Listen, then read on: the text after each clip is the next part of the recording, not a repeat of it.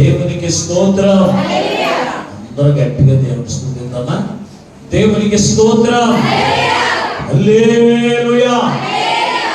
ప్రభునందు వాత్సల్య ప్రియమైన దేవుని బిడ్డలారా, ఇప్పుడు మన ప్రభువును లోకరక్షకుడైన యేసుక్రీస్తు శుభమైన నామమును బట్టి చేరి ఉన్న మీకు అందరికీ పేరు పేరున నా హృదయపూర్వక వందనాలు తెలియపరుస్తున్నానండి. ఈ వాక్యం వీక్షిస్తున్న మీకు కూడా నా హృదయపూర్వక వందనాలు తెలియపరుస్తున్నాను. దేవుని మహాకృపలో ఈ 2025వ సంవత్సరము మొదటి ఆదివారంలో 3వ ఆరాధనకు మనం వచ్చాం. ఇది ఎన్నో ఆరాధన అండి? ఎన్నో ఆరాధన? 3వ ఆరాధన. మొదటి ఆరాధన 31st నైట్, అది 12 గంటల తర్వాత మరొక ఆరాధన జరిగింది. అలాగనే 2వ ఆరాధన 1st తారీఖున ఉదయ కాలంలో ఆ న్యూ ఇయర్ ఆరాధన మరలా జరిగింది. ఇది 3వ ఆరాధన. 3 ఆరాధనలు అప్పుడే మనం ప్రవేశించాం. మొదటి వారం వచ్చేసరికి 3 రోజులు కూడా పండుగ దినాలు చాలా అద్భుతంగా జరిగినాయి అన్నవాడు ఒక్కసారి చప్పట్లు కొడితే సంతోషండి. దేవుని మహాకృపలో ఆ 3 రోజుల పండుగ ఆనందాన్ని ప్రభు మనందరికీ ఇచ్చాడు. అందును బట్టి నేను అంతగానో ప్రభువుని స్తుతిస్తూ గణపరుస్తూ చేరవచ్చిన మీకు అందరికీ, అలాగే ఆ పండుగ దినాలు ఏకీభవించి సహకరించి ప్రతి విషయంలో సహకరించిన, ఆ విందు విషయంలో, వస్త్రాల విషయంలో సహకరించిన, అలాగే గుంపులు విప్పి అర్పణ అర్పించిన విషయంలో మీకు అందరికీ మరొకసారి నా హృదయపూర్వక వందనాలు తెలియజేస్తున్నాను. దేవుని మహాకృపలో ఈ మొదటి ఆదివారం రోజున ప్రభు మనతో మాట్లాడుతున్న వాక్య భాగాన్ని చదువుకుందాం. సమూయేలు 2వ గ్రంథం 7వ అధ్యాయం 28వ వచనాన్ని 29వ వచనాన్ని దేవుని వాక్యముగా మనం నేర్చుకుందాం. యెహోవా నా ప్రభువా మేలు దయచేసేదనని నీవు నీ దాసుని నాకు సెలవిచ్చున్నావే. నీవు దేవుడవు గనుక నీ మాట సత్యము, నీ మాట సత్యం. దయచేసి నీ దాసుని నా కుటుంబము, నా కుటుంబం నీ సన్నిధి నిత్యము నీ సన్నిధిలో ఉన్నట్లుగా నన్ను ఆశీర్వదించుము. యెహోవా నా ప్రభువా నీవు సెలవిచ్చున్నావు. నీ ఆశీర్వాదము నంది నా కుటుంబము నిత్యము ఆశీర్వదించబడును గాక. ఆమేన్. ప్రార్థన చేసుకుని వాక్యాన్ని నేర్చుకుందాం. మహోన్నతుడా, సర్వశక్తిమంతుడైన తండ్రి, మీకు వందనాలు. ఎంతవరకు పాటల ద్వారా, స్తుతి ఆరాధన ద్వారా నీ నామమునకు మహిమ తెచ్చుకున్నా.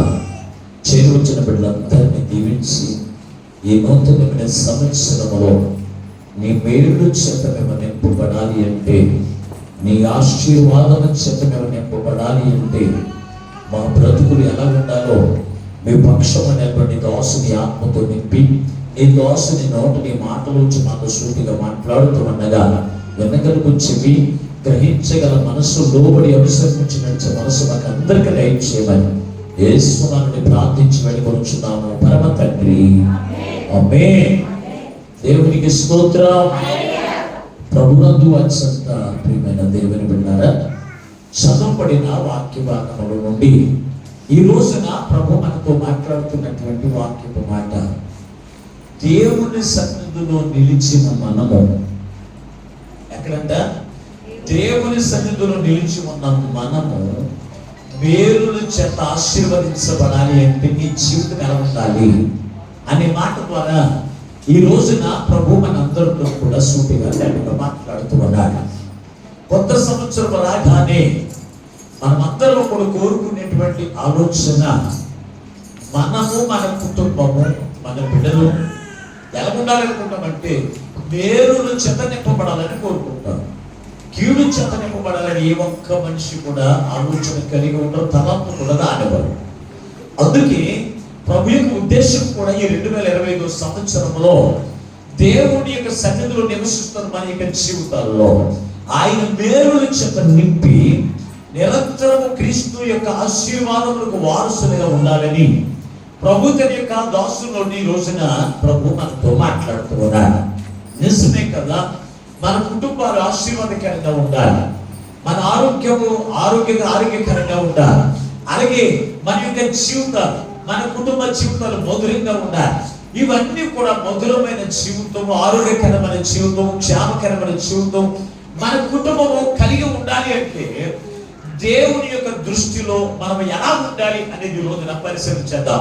ఈ చదవబడిన వాక్య భాగమును అంటున్నాడు, దావీదు భక్తుడు అంటున్నాడు, ఇక్కడ నా ప్రభువా నీ దాసుడనైన నేను అంటున్నాడు. నీ దాసుడనైన నేను, నీ దాసుడనైన నేను అని ప్రతి వచనంలో కూడా సంబోధించిన మాట అక్కడ మనం చూడగలుగుతూ ఉన్నాం. దేవుని యొక్క ఆశీర్వాదములకు మనం వారసులుగా ఉండాలి అంటే దేవుని సన్నిధిలో నివసిస్తే సరిపోదు, దేవుని సన్నిధికి వస్తే మనకు సరిపోదు. దేవుని బిడ్డారా, దేవుని సన్నిధికి వస్తే సరిపోదు, కానీ మనము దేవునికి దాసులుగా ఉండాలి. దేవునికి దాసులుగా ఉండాలి. క్రీస్తుని మనము ప్రభువుగా చేసుకోవాలి. ఆయన పరిపాలన కింద మనం ఉండాలి. అంతేకాని సాతాను యొక్క పరిపాలన కింద ఉంటే మన యొక్క కుటుంబాలు ఆశీర్వాదకరంగా ఉండవు. నువ్వు దేవుని సన్నిధికి వచ్చి సాతానుని ప్రభువుగా చేసుకుని ఆ సాతాను చెప్పినట్టుగా నువ్వు నడిస్తే, సాతాను చెప్పినట్టుగా నీ జీవితం ఉంటే నీ కుటుంబం నిత్యం ఆశీర్వాదకరంగా ఉండదు. కానీ నీవు దేవుణ్ణి ప్రభువుగా చేసుకోవాలి. దేవా నీ చేత నన్ను, నీ ఏలుబడిలో నన్ను ఉంచు నాయనా, నీ ఏలుబడిలో నన్ను ఉంచు.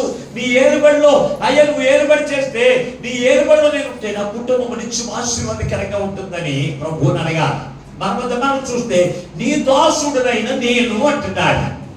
అంటే దావీదు భక్తుడు ఎవరికి దాసుడిగా వచ్చేసినటువంటి కనుక దేవునికి దాసుడైపోయాడు.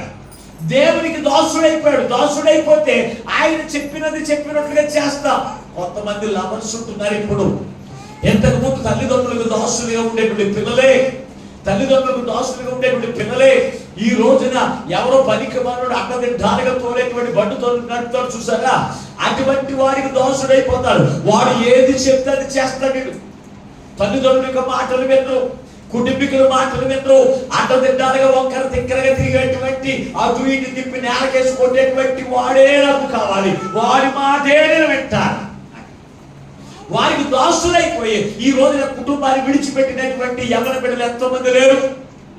వారికి దాసులైపోయి కుటుంబానికి అవమాన పాలు చేసేటువంటి బిడ్డలు ఎంతమంది లేరు. ఉన్నారు కనుకనే ఈ రోజున వారి యొక్క కుటుంబాలు ఆశీర్వాదం అనేది కనపడట్లేదు. అందుకే ఈ రోజున ప్రభు మనతో మాట్లాడుతూ ఉన్నాడు.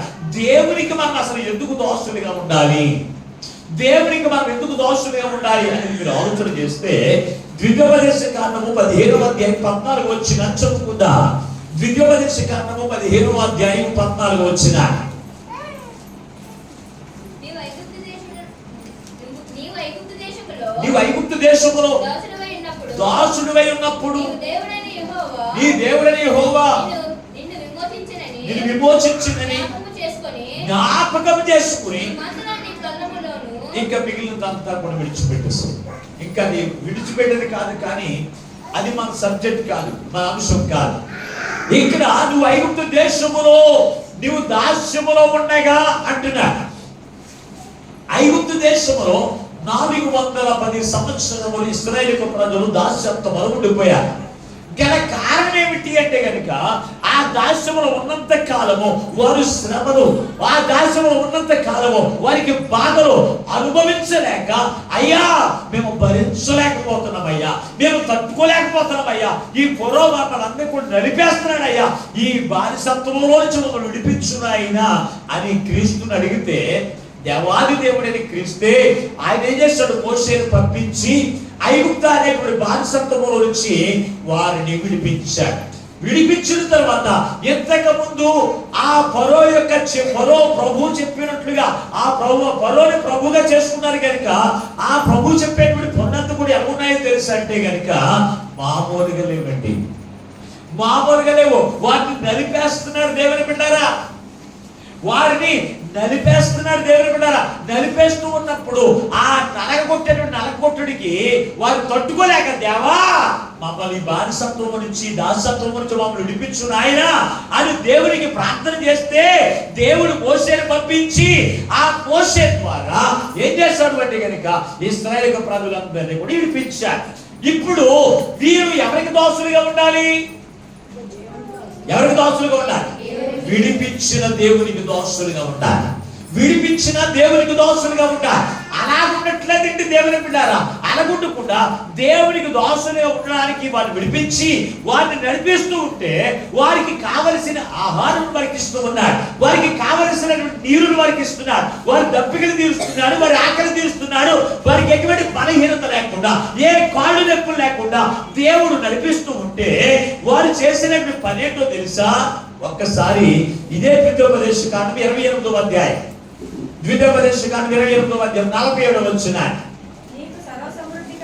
నీకు సర్వ సమృద్ధి కలిగి ఉండి నీవు సంతోషముతోను హృదయానందముతోను నీ దేవుడిని యెహోవాకు నీవు దాసుడు కాలేదు కనుక ఆకలి దప్పికలతోను వస్త్రహీనతతోను అన్ని లోపములతోను యెహోవా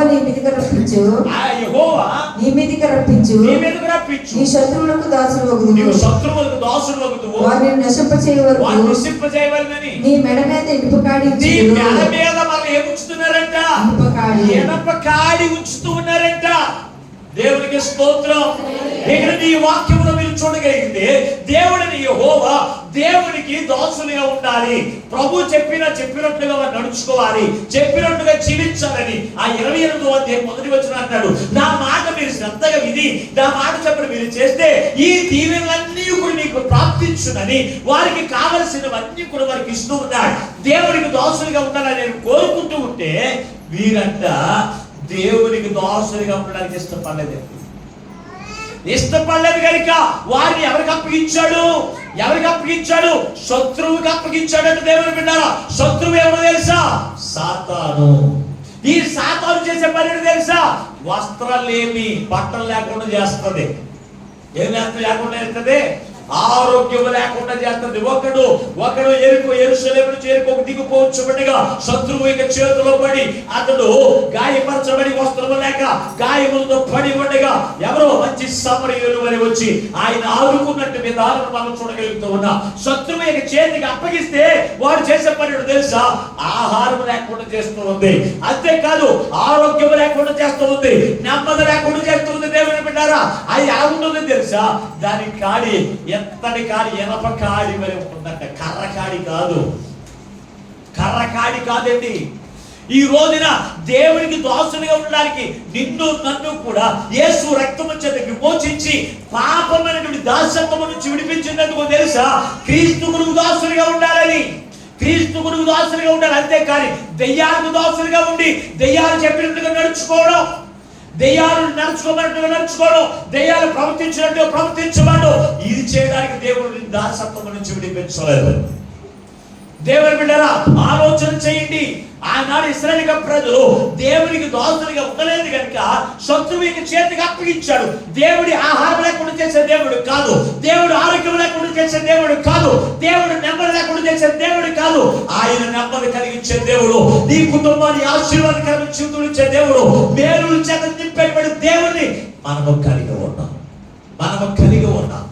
అటువంటి దేవుడికి నువ్వు దాసులుగా ఉండాలని దేవుడు కోరుకుంటే నువ్వు దేవునికి దాసులుగా, ఆనాడు ఇశ్రాయేలు ప్రజలు మొదలుకొని ఈనాటి క్రైస్తవులుగా ఉన్న మనమందరం కూడా క్రీస్తుకే నువ్వు దాసులుగా ఉంటున్నావా?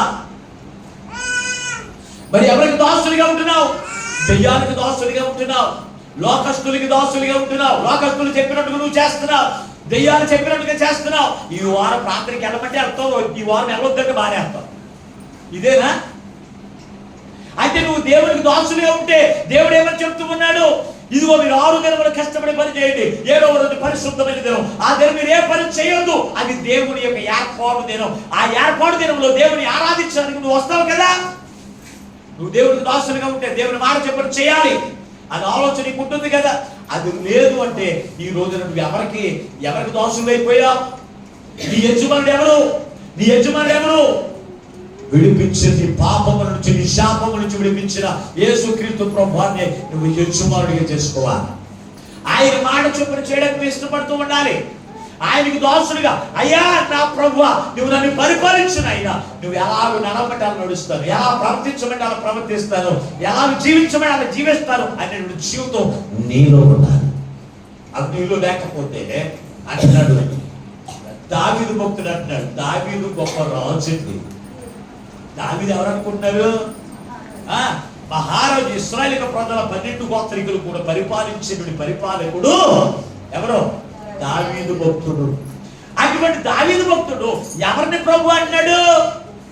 ఒక యేసుక్రీస్తు ప్రభువుని. ప్రభువా, నా ప్రభువా, నీ దాసుడునైన నేను, నీ దాసుడైన నేను మేలులతో నిత్యము నింపబడినట్లుగా, నిత్యము నా కుటుంబము నీ సన్నిధిలో ఉండినట్లు నా కుటుంబాన్ని ఆశీర్వదించు అని ప్రార్థన చేస్తున్నాడు. నా కుటుంబం అన్నాడా? నేను ఒక్కనే దేవుని సన్నిధిలో ఉండినట్లు ఆశీర్వదించమన్నాడా? మీరు ఎప్పుడైనా ప్రార్థన చేశారా? మాట్లాడరా? నేను ఎప్పుడు ప్రార్థన మారకుండా వెళ్ళిపోవాలనుకున్నాను తప్ప, నేను నా కుటుంబం నిత్యము నీ సన్నిధిలో ఉండినట్లు నా కుటుంబాన్ని ఆశీర్వదించు అని ప్రార్థన చేసినట్లయితే ఇక్కడ ఉన్నటువంటి కుటుంబాలందరూ కుటుంబ సమేతంగా ఇక్కడికి వస్తే మందిరం సరిపోతుందంటారా? ఒక్కొక్క కుటుంబం ఎంతమంది? నా కుటుంబం చిన్నదనుకుంటున్నారా? చాలా పెద్దదే అంటమని. నేను ఎవరైనా ఏమన్నా ఏమంట? నా కుటుంబం చిన్నదనుకుంటున్నారా? చాలా పెద్దదే అని దెబ్బలాగా తీసుకొస్తావా తప్ప దేవుని దగ్గరికి తీసుకురా. కానీ దావీదు భక్తుడు అంటున్నాడు, నీ దాసుడనైనా నా కుటుంబము మేలుల చేత నింపబడి నిత్యము నీ సన్నిధిలో ఉండినట్లు నా కుటుంబాన్ని ఆశీర్వదించు అంటున్నాడు. ఆశీర్వదించు నాయనా అంటున్నాడు. దేవుని సన్నిధిలో ఉంటే మన కుటుంబం నిత్యము కూడా దీవెనకరంగానే ఉంటుందండి. కొత్త సంవత్సరం రాగానే మనం ఏమడుగుతాం? వారాలు ఏమడుగుతాం? నా పిల్లకి పెళ్ళి అవ్వాలి, లేకపోతే నా పిల్లోడికి పెళ్ళి అవ్వాలి, లేకపోతే నా పిల్లలకు ఉద్యోగం రావాలి, ఇల్లు కట్టుకోవాలి, పొలాలు కొనుక్కోవాలి, పంటలు పండించుకోవాలనుకుంటాం తప్ప దేవుడు ఏమన్నా వరమాలు అడుగుతాం మనం. కానీ దావీదు భక్తుడు ఏ వరం అడిగాడు తెలుసా? 27వ దావీదు కీర్తన 4వ వచనం చదవండి. 27వ దావీదు కీర్తన 4వ వచనం. యెహోవా యొద్ద ఒక వరం అడిగి తిని దాన్ని వెతుకుతున్నాను. యెహోవా ప్రసన్నతను చూచుటకును ఆయన ఆలయములో ధ్యానించుటకును నా జీవిత కాలమంతయు యెహోవా మందిరములో నివసింపకోరుచున్నాను. ఏమడుగుతున్నాడు దేవుని వరం? నాకు రాజ్యాలు కావాలని అడిగాడా? నాకు ఆస్తి పాస్తులు కావాలని అడిగాడా? నాకు ఉద్యోగం కావాలని అడిగాడా? ఏమని అడిగాడు దేవుణ్ణి? యెహోవా మందిరములో నా జీవిత కాలమంతయు నేను నివసింపకోరుతున్న దేవుని సన్నిధి అంటే ఎంత మొక్కువండి అతనికి. ఎప్పుడైనా కొత్త సంవత్సరం రాగానే, లేకపోతే పాత సంవత్సరం అయిపోయిన తర్వాత ఆఖరి రోజునంతా, అయ్యా ఈ సంవత్సరంలో నీ సన్నిధిలో నేను నిలవలేకపోయాను, ఎప్పుడు చూసినా సాతాను మాటలు విని, ఇరుగురు మాటలు విని, యజమానుల మాటలు విని నీ సన్నిధి కోల్పోయానయ్యా. ఇదిగో కొత్త సంవత్సరం వస్తుంది, ఈ సంవత్సరమైన నీ సన్నిధిలో నిలిచినట్లుగా నన్ను ఆశీర్వదించునాయినా అని అడిగామంటే ఎప్పుడన్నా? ఈ సంవత్సరం దావీదు సంవత్సరం అడగలేదు, సంవత్సరం అడిగాడా? ఏమడిగాడు? యెహోవా సన్నిధిలో నివసించినట్లు. యెహోవా సన్నిధిలో. అక్కడ ఒక మందిరం పేరు చెప్పలేదు. ఒక మందిరం పేరు చెప్పాడా? బెతస్దా ప్రార్థన మందిరమేనా అన్నాడా? లేక రోమన్ చర్చ్ అన్నాడా? ఇక్కడ ఏ చర్చి పేరు డినామినేషన్ చెప్పలేదు. కొంతమంది చర్చలు చెప్తూ ఉంటారు, మా సంఘమే వెళ్ళిపోతుంది పరలోక రాజ్యం. పరలోక రాజ్యం కాదు, ఆ మాత్రం గర్వం తిన్న నరకానికి పోతారు అంతే ఖచ్చితంగా. ఎక్కడ పోతారు? నరకానికి పోతారు. దేవుని బిడ్డలారా, ఈ రోజున ప్రభు మనతో మాట్లాడుతూ ఉన్నాడు. దేవుని సన్నిధిలో నివసించినట్లుగా నువ్వేం చేయాలి తెలుసా? మొట్టమొదటిగా దేవుని వరం అడగాలి, దేవుని కోరిక అడగాలి. అయ్యా నీ సన్నిధిలో నేను నిలవడానికి పరిస్థితులు చాలా అడ్డులు వస్తున్నాయి, ఇబ్బందులు వస్తున్నాయి, ఆటంకాలు చాలా వస్తున్నాయి. అయ్యా ఈ సంవత్సరం వచ్చింది, ఈ సంవత్సరం అయినా సరే అయ్యా నీ సన్నిధిలో నిత్యము నిలుచున్నట్లు నన్ను నా కుటుంబాన్ని ఆశీర్వదించున్నాయి. దేవుని యొక్క ఆశీర్వాదంతో నింపబడితే కనుక దేవుని సన్నిధిలో నిత్యమును నిలిచి ఆనాడు దావీదును దేవుడు ఎలాగైతే ఒక ఉన్నతమైన శిఖరాలు ఎక్కించాడో నిన్ను కూడా ఎక్కించబోతున్నాడు. ఈ సంవత్సరం దావీదుకి క్షేమాన్ని ఎలాగైతే ప్రసాదించాడో, దావీదుకి ఆరోగ్యం ఎలాగైతే ప్రసాదించాడో, దావీదుకి ఎలాగైతే సమృద్ధితో నింపాడో నీ కుటుంబాన్ని కూడా నింపబోతున్నాడు. ఎప్పుడు తెలుసా? నిత్యము దేవుని సన్నిధిలో నిలిచినట్లు నీ కుటుంబాన్ని ఆశీర్వదించమని అడిగినప్పుడు. మొట్టమొదటి దేవుని సన్నిధిలో నిలిస్తే సరిపోద్దా? కొంతమంది ఆదివారం శుక్రవారం ప్రార్థన మార్గంలో వచ్చేస్తారు. వీళ్ళకి దాసుల లక్షణాలు ఉండవు. వీళ్ళకి ఎవరి లక్షణం ఉండదు? దాసుల లక్షణం ఉండదు. దేవుని బిడ్డ, ఇప్పుడు మనం సబ్జెక్ట్కి వచ్చాం. ఇప్పుడు వరకు కూడా సబ్జెక్టులోకి రాలేదు, ఇప్పుడు వచ్చామా. ఇప్పుడు దావీదు కుటుంబము నిత్యము ఆశీర్వదించబడడానికి, వేరు నుంచి అంత నింపబడడానికి ప్రాముఖ్యమైన కారణం ఏంటంటే గనుక దేవునికి ఇతడు దాసుడిగా ఉన్నాడు. ఎవరికి? దేవునికి దాసుడిగా ఉన్నాడు తప్ప మనుషులకి కాదు, కుటుంబీకులకి కాదు, కులస్తులకి కాదు, ఇరుగు పొరుగు కాదు, తన కుటుంబానికి కాదు. ఎవరికి దాసుడిగా ఉన్నాడంటే దేవునికి దాసుడు. నీ దాసుడు అన్నాడు, నీ దాసుడు నేను అన్నాడు. దేవునికి దాసుడిగా ఉన్న లక్షణాలు. దేవునికి దాసుడిగా ఉంటే ఎవరి మాట వింటాం మనం? దేవుని మాటలే వినాలి. అవునా లేదా? మనం ఒక కుటుంబంలో, ఒక ఇంట్లో పనిచేతకి వెళ్ళినప్పుడు, లేకపోతే ఒక ఫ్యాక్టరీలో పనిచేతకి వెళ్ళినప్పుడు యజమానుల యొక్క మాటలు మనం వినాలి. మొట్టమొదటి ఎవరు దాసులు ఏం చేస్తారు? దాసులుగా ఉన్న వాళ్ళు ఏం చేస్తారు? యజమానుల మాట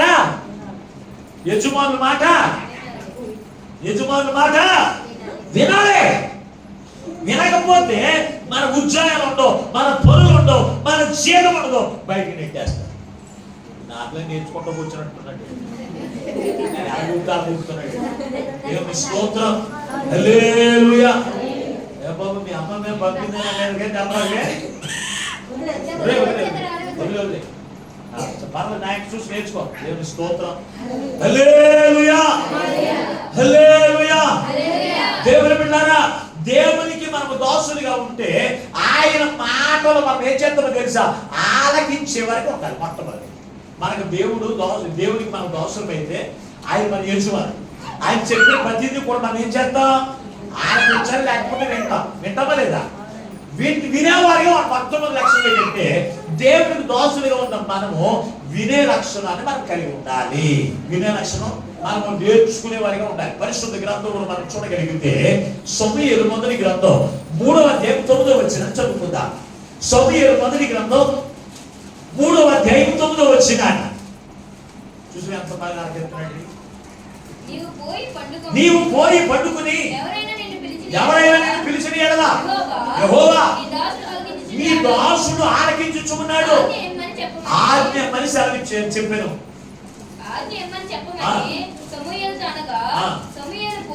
సమూయేలు పోయి పడుకునేను. తరువాత యెహోవా ప్రత్యక్షమై నిలిచి ఆ రీతిగానే సమూయేలు పిలవగా సమూయేలు నీ దాసుడు ఆలకించుచున్నాడు, ఆజ్ఞ ఇమ్మనెను. చూడండి, దేవుని సన్నిధిలో మనం నేర్చుకునేటువంటి మొట్టమొదటి పాఠం ఏమిటి అంటే, దేవుని సన్నిధిలో ఆయన్ను యజమానిగా చేసుకుంటే, ఆయనకు దాసులం అయితే మనం ఏం చేయాలంటే ఆలకించే వరకు మనం ఉండాలి. ఇంతకు ముందు సాతాను మాట ఆలకించి కొబ్బరికాయ కొంతమంది కొట్టాం. ఇంతకు ముందు సినిమాకి వెళ్ళమంటే వెళ్ళాం, తాగమంటే తాగాం, వ్యభిచారించమంటే వ్యభిచారం చేసాం, తెల్లరగట్ల 4 గంటలకు వెళ్ళి గోదావరిలో మునగమంటే మునిగాం. ఏది చేయమంటే అది చేసాం. లేకపోతే నీ తలకైపోతే, లేకపోతే మొట్టమొదటి ఇంకా తలకై ఎవరున్నారు? ప్రథమంగా ఎక్కువ బారు వయసు కలిగిన వారు ఎవరున్నారు? వాళ్ళు లేచిపోతారంట వల్ల అన్ని చేసాం. ఇప్పుడు దేవునికి ఎందుకు వచ్చావు? దేవునికి వచ్చిన తర్వాత నువ్వు ఎవరి మాట వినాలి? దేవుని మాట వినాలి. సమూయేలు దగ్గరికి సమూయేలుని దేవుని యొక్క సన్నిధిలో వదిలేసింది తన తల్లి. అన్న దేవుని సన్నిధిలో విడిచిపెట్టేస్తే ఆ సన్నిధిలో ఆ కుమారుడు పెరుగుతూ ఉండగా దేవుని యొక్క స్వరం ఏర్పడుతుంది. సమూయేలు అని పిలవగా ఇతడు ఆ ప్రవక్త పిలుస్తున్నాడేమనుకున్నాడు. దేవుని స్వరం అని అనుకోకుండా వెళ్ళి ఏమంటాడంటే, అయ్యా ఏంటని పిలిచావు అంటే, నేను పిలవలేదని అప్పుడు ఆలోచన చేసి దేవుడు పిలుస్తున్నాడు సమూయేలు అని. ఈసారి సమూయేలు అని ఎవరైనా పిలిస్తే నీ దాసుడు ఆలకిస్తున్నాడు, సెలవీమని చెప్పు అన్నాడు. అన్న తర్వాత దేవుడు స్వరం వినపడుతుంది. అప్పుడు మాట్లాడుతున్నాడు, నీ దాసుడు ఆలకిస్తున్నాడు, సెలవి అన్నాడు. అయితే ఇతడు చిన్నప్పటి నుంచి కూడా, బాల్యం నుంచి కూడా సమూయేలు దేవుని కింద దాసుడిగా ఉండడం ఎవరు నేర్పించాడు తెలుసా? మొట్టమొదటిగా తల్లి అయితే ఆ యాజకుడు కూడా నేర్పించాడు. యాజకుడు కూడా నీ దాసుడు ఆలకిస్తూ ఉన్నాడు, నీవు సెలవీయ్యా. దేవుడు మనతో మాట్లాడినప్పుడు మనం మాట్లాడుకోకూడదు. దేవుడు మనతో మాట్లాడినప్పుడు మనం ఏం చేయకూడదు? మాట్లాడకూడదు. మనం ఆయనతో మాట్లాడినప్పుడు ఆయన మనతో మాట్లాడు. ఇదేంటండి, మనతో ఆయన ఎప్పుడు మాట్లాడుతున్నాడు, మేము ఆయనతో ఎప్పుడు మాట్లాడుతున్నాడు? దేవుడి వాక్యము ద్వారా దేవుడు నీతో మాట్లాడుతూ ఉన్నప్పుడు, ఆయన స్వరం చేత నీతో మాట్లాడుతున్నప్పుడు నువ్వేం చేయాలి? మాట్లాడకుండా ఆలకించాలి, వినాలి. అంతేగాని దేవుడి స్వరం మనం వింటూ ఉంటే పక్కన ఎవరు ఓకేదో చెప్తుంటే సొల్లుబోలు మాటలు వినడానికి కాదు. టీవీ సీరియల్ విన్నట్టుగా దేవుడి వాక్యం వింటారా? చెప్పండి. భర్త ఆకలితో వచ్చాడు, ఇంటి దగ్గర కూర్చున్నాడు, కష్టపడి పని చేసి వచ్చాడు. నువ్వు అన్నం పోయి మీద తింటావు, సీరియల్ వస్తుంది, మొగల రేకులో ఏదో వస్తుంది, నీ సీరియల్ అలవాటు అయిపోయింది. భర్త వచ్చి ఆకలితో కూర్చున్నాడు. అప్పుడు ఏం చేస్తావు? అది ఉడుకుపోతున్నా కానీ నువ్వేం చేస్తావు? దాన్ని పట్టించుకోబెట్టి ఇక్కడ ఒక్క మాట కూడా మిస్ అవ్వడానికి వీలేదు. కొంతమంది ఫుల్ సౌండ్ అంటారు, కిచెన్ లో కూడా గట్టిగా పడాలి నీకు, అందులో ఒక్క మాట కూడా పీరవడానికి వీల్లేదు. ఆ మాటలు వినడానికి అంత ఆసక్తి చూపుతూ ఉన్నావు. నిన్ను పరలోక రాజ్యానికి నడిపించే మాటలు, నీకు క్షేమాన్ని కలిగించే మాటలు, నీకు ఆరోగ్యాన్ని కలిగించే మాటలు వినడానికి ఆ శ్రద్ధ ఉంటుంది. మనకి మాట్లాడరే, అయ్యో నేను గొప్ప వెళ్ళకపోతే వాక్యం మిస్ అయిపోతాను, ముందే ఏం చెప్పారు వాక్యం, అది మిస్ అయిపోతాను. ఈ వారం వెళ్ళకపోతే ఇదిగో మనుషుల వారు, అయ్యో ఈ వారం వెళ్ళకపోతే దేవుడు నాతో ఏం మాట్లాడడానికి ఇష్టపడ్డాడు, ఆ మాటలు మిస్ అయిపోతానేమో అని ఆసక్తి ఉంటుందా? పెళ్లికి ఫంక్షన్కి ఒక ఊరు వెళ్ళినా టీవీ ఎక్కడ ఉందో ఎత్తుకుంటాం. మరి సీరియల్ ఫంక్షన్కి ఒక ఊరు వెళ్ళినా ఆ పక్కన ఉన్న వాళ్ళు అడిగేస్తావు, అమ్మా టీవీ ఉందా మీ ఇంట్లోను? 7:30 అయింది కదా, సీరియల్ టైం అయిపోతుంది నాకు. ఏ ఊరేనా అది మిస్ అవ్వు కదా నువ్వు. మరి దేవుని వాక్యం విషయంలో దేవుని వాక్యం వినడానికి అటువంటి శ్రద్ధ ఉంటుందండి మనకి. మరి దేవుని యొక్క వాక్యం ఏమైనా సెలవిస్తుందో చూడండి ఒకసారి. కీర్తనకారుడు 50వ కీర్తన 7వ వచనం. 50వ కీర్తన 7వ వచనం. నా జనులారా నేను మాట్లాడబోతున్నాను, ఆలకించుడి. ఇశ్రాయేలు ఆలకింపమన్నాడా? ఆలకించుందన్నాడా? దేవుడు అంటున్నాడు నేను మాట్లాడబోతున్నాను. దేవుడు ఎలా మాట్లాడతాడు? రాత్రులు కళ్ళకు వచ్చేసి మాట్లాడాలి నీతోను. దేవుడు ఎలా మాట్లాడతాడు? తన సేవకుల ద్వారా, తన దాసుల ద్వారా దేవుడు నీతో మాట్లాడుతూ ఉన్నప్పుడు ఆయన ఏమన్నాడు? ఆలకించమన్నాడా? లేకపోతే పక్కన ఉన్న వాళ్ళు మాట్లాడకించమన్నాడా? కొంతమంది ప్రార్థన మానేసి పుస్తకం ముచ్చట్లు వేస్తారు. ఏంటది పుస్తకం ముచ్చట్లు అంటే తెలుసా? ఆ ఇంటి సంగతులన్నీ ఈ ఇంటికి పోసావమ్మా, పొరిగింటి విషయాలన్నీ. ఇదే పని. ప్రార్థనకి రాలేదా? ఏం చేస్తారా? ఆ ఇంటి విషయాలు ఈ ఇంటికి పోతారో పొరుగురి అన్ని. ఆ అమ్మ ఏమంది, ఈ అమ్మ ఏం చేస్తుంది, ఈ పోతారు. ఆ మాట్లాడటానికి మాత్రం చెవులు ఎలా ఒగ్గేస్తారు. ఇందాక ఏదో చెప్పు ఏమంటారు? అది వినపడలేదు చెప్పు. దేవుడి వాక్యం వినపడలేదు, నేను నా పక్కన ఉన్నవాడు పోకడం వల్ల నేను ఆ మాట వినలేదు, ఆ మాట చెప్పాలి. ఎవరైనా అడిగితారా? మాట్లాడరేంటండి. అసలు వాక్యం అంటే లెక్క ఉంటుందా? మనకు లెక్క ఉంటుందా? అందుకే దేవునికి మనం దాసులుగా ఉండకే, దేవుని మాటలు మనం ఆలకించకే క్షేమము మేలులు మన జీవితంలో కరువైపోతున్నాయంట. కరువైపోతున్నాయి కనుక ఈ 2025వ సంవత్సరంలో నీ కుటుంబము ఎలాగుండాలో తెలుసా? దేవుని మేలుల చేత నింపబడాలి. దేవుని ఆశీర్వాదముల చేత నొందిన కుటుంబముగా దేవుని సన్నిధిలో నువ్వు మకాలు వెలుగుపోవాలి. అది వెలగాలి అంటే నీవు మొట్టమొదటిగా దేవునికి నువ్వు దాసులుగా ఉండాలి. దాసులుగా ఉన్న నీవు దేవుని మాటలు ఏం చేయాలి? ఆలకించడానికి రెడీ అన్నట్టు సమూయేలు వలె ఉండాలి. దాసుడు ఏమంటాడు? నీ దాసుడు ఆలకించుచున్నాడు. చిన్నప్పటి నుంచి కూడా నీ దాసుడు ఆలకించుచున్నాడు. సెలవీమన్నాడా? లేకపోతే నేను పని ఉంది తర్వాత చెప్పు తీరన్నాడా? ఈ రోజున పాస్టర్ గారు ఏదైనా పని చెప్తే ఏమన్నారు తెలుసా? ఏమంటున్నారు? ఇవాళ నాకు పని ఉందండి, పలానా సహోదరు ఉంటుంది కదా నాకు చెప్పండి.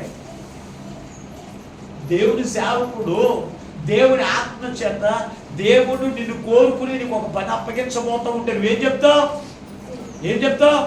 వింటారా? మీ ఇద్దరు బాగా అయితే దాన్ని బట్టి చూడలేకపోతున్నాను, దాన్ని బట్టి ఏం అనకూడదు అనుకుంటున్నాను, కానీ అసలు మాట్లాడలేదండి. జ్యోతి బ్యాచ్ నాకు ఎవరన్నా కానీ జ్యోతిని అంటాను, నేను జ్యోతి పక్క జరిగింది. దేవుని స్తోత్రం. హల్లెలూయా. ఏదైనా ఇబ్బంది అయితే నాకు చెప్పండి, నేను మీకు అనుకూలం పెద్ద కూర్చోలేపిస్తాను అంట. చెప్పండి ఏమన్నా ఇబ్బంది.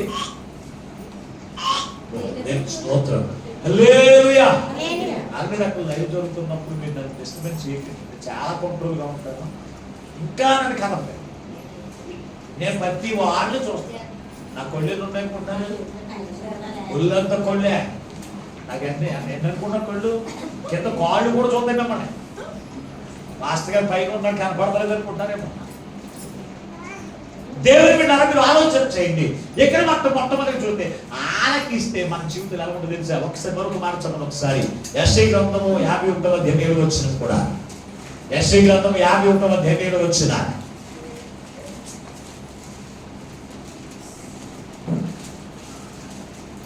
యెషయా గ్రంథము 51వ అధ్యాయంలో వచ్చిన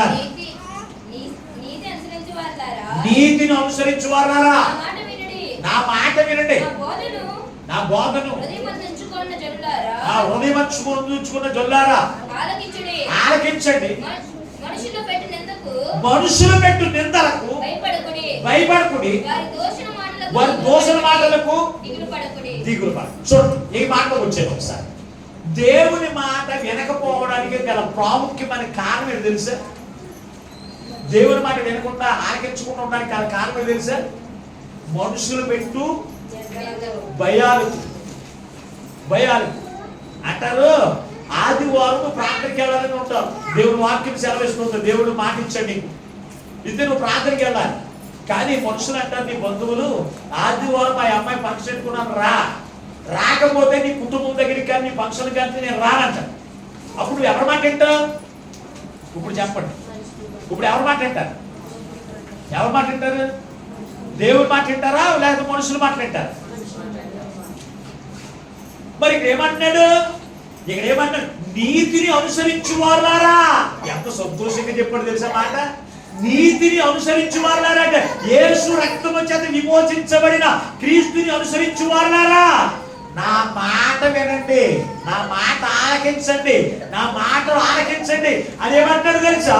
మీరు మనుషులు పెట్టు నిందలకు కానీ, మనుషులు పెట్టు భయాలకి కానీ మీరేం చేద్దంటాడు? భయపడదు. మనుషులు చెప్తారు, ముహూర్తం పెడతారు, అర్ధరాత్రి 1 గంటకి అయితేనే నేను గృహ ప్రవేశానికి వస్తాను, మంత్రులు గారు పెట్టిన ముహూర్తానికి, పాస్టర్ గారు పెట్టిన ముహూర్తానికి నేను రాను, ఒకవేళ నువ్వు వాళ్ళ పెడితే కనుక నీకు నాకు సంబంధం ఉండదు అంటారు. అప్పుడు ఎవరు మాట్లాడిస్తావు? ఎవరు మాట్లాడిస్తున్నారు? ఈ రోజున క్షేమము కరువైపోవడానికి గల కారణం తెలుసా? కుటుంబాల్లో క్షేమము కరువైపోవడానికి గల కారణం, కుటుంబాలు మేలు చెంద నింపబడకుండా ఉండడానికి గల కారణం, నువ్వు దేవుని సన్నిధిలో అయితే నిలబడుతున్నావు, దేవుని సన్నిధికి వస్తున్నావు. వస్తే సరిపోదండి, దేవునికి దాసునిగా ఉన్నావు అంటే దేవుని యజమానిగా చేసుకుంటే ఆయన మాటే వినాలి, ఆయన మాటే వినాలి. అవునా లేదా? దేవుని ఎరగని ప్రజలు ఉన్నారు, వారు పోదారి చెప్పినట్టు వాళ్ళు వింటారా వినరా? మాట్లాడరే? పోదారి ఎలా చేయమంటే అలా చేస్తారా చేయరా? మరి దేవుని మందిరానికి వచ్చిన వారికి ఏమైంది? దేవుని మందిరానికి వచ్చిన వారు దైవజనులు దేవుని యొక్క వాక్యాన్ని సరిగా చెప్తూ ఉంటే చేస్తున్నారా? రేపటి మంగళవారం పెట్టారండి ఆదరణ గుడిగా. ఈరోజు నేను చాలా చర్చలు చూస్తూ ఉంటాను, వాళ్ళు మంగళవారం పెట్టకూడదు, శుక్రవారం వచ్చింది 5 రోజులు లేకపోతే 7 రోజులు, శుక్రవారం వచ్చింది మంగళవారం పెట్టకూడదు అంటారు. దేవుని ఎరగని ప్రజలు ఇదిగో మీకు ఆ రోజు ఈ రోజు అని ఉండదు కదా, ఆ రోజు ఈ రోజు అని ఉండదు కదా, ప్రతి రోజు మంచి అంటారు కదండి, మీరు మంగళవారం పెట్టారు, మేము వచ్చి అనుసరిస్తాం ఏంటి అన్నారు. ఆయనకున్న విశ్వాసము దేవుని మందిరానికి వచ్చిన వారికి లేదండి. నేను ఎంతో సంతోషించాను ఆ మాట వింటాము. ఈ రోజు ముహూర్తాల పాస్టర్లు పెడుతున్నారండి. ఆ రోజు మంగళవారం వచ్చిందా, ఆ రోజు నందు శుక్రవారం వచ్చింది, జబ్బేంటి పాస్టర్ గారికి వాక్యం తెలదా? మొదటి రోజు మంచిది, 2వ రోజు మంచిది, 6 రోజులు మంచిది, 7 రోజులు మంచిది దేవుడు సెలవించాడు కదా.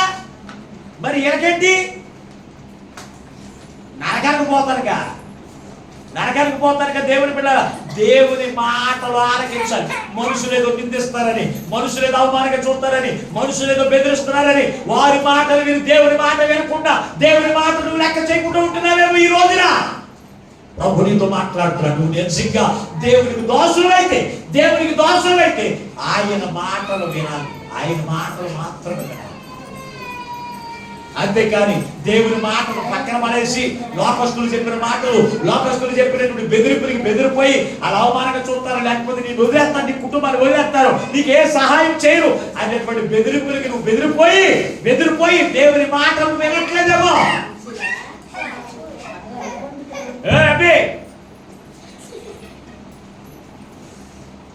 దేవుని బిడ్డలారా జాగ్రత్త.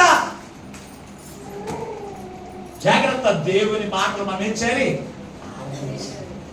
ఆలకించాలి. ప్రభు చెప్తున్నాడు కదా, నీతిని అనుసరించే వాళ్ళారా దేవుని మాట ఆలకించండి. ఎవరు బెదిరింపులకి బెదరొద్దు, ఎవరి నిందలకు బెదరొద్దు, జడియవద్దు. నేను నీకు తోడై ఉన్నానన్నప్పుడు మీకేనంటే నేను మంగళవారం పెట్టాను మూలవారి కార్యక్రమం మా ఇంటికి అన్నాడు. మేస్త్రి వచ్చి ఆశ్చర్యపోయాడు. గవర్నమెంట్ లో వచ్చే లోన్లు కట్టాలంటే ఇల్లు అప్పుడే సంవత్సరాలు పట్టేద్దండి అన్నాడు. 6 నెలల్లో ఇల్లు దేవుడు ఒక్క రూపాయి లేకుండా దేవుడు నిర్మించాడు. మైలు 6 నెలల్లో కట్టబడింది మైలు. మరి ఆ ముహూర్తాలు ఎన్ని నాకేంటంటే, అందుకే నేను మనుషులకి దోషులుగా ఉన్నాను, దేవుడికి మాత్రమే దోషులుగా ఉంటాను.